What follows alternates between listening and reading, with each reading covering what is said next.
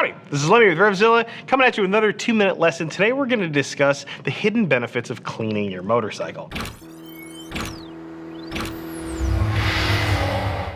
Now everybody knows you should wash and wax your motorcycle so you can keep the thing looking awesome, and that makes you look cool when you're scamming for hotties.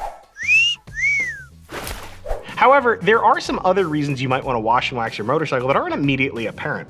The first is that if you're doing a thorough job washing and waxing your motorcycle, you're probably going to change your vantage point. You're going to climb down, get on one knee, you're going to see your bike from a little different angle than you normally see when you're sitting on the seat behind the handlebars.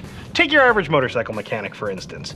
Typically, they're going to be working on motorcycles on either tables or lifts, and that's not just to make the motorcycle easier to access, it's also to make things on the bike easier to see. By changing your vantage point, you're going to notice things like loose fasteners, areas that need lubrication, or perhaps even parts on your bike that have suffered damage.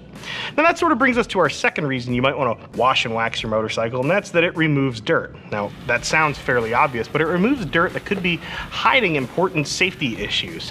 When you consider your motorcycle catching that road dirt, it kind of combines with the grease and oil on your bike to make this black mud that just sort of obscures items.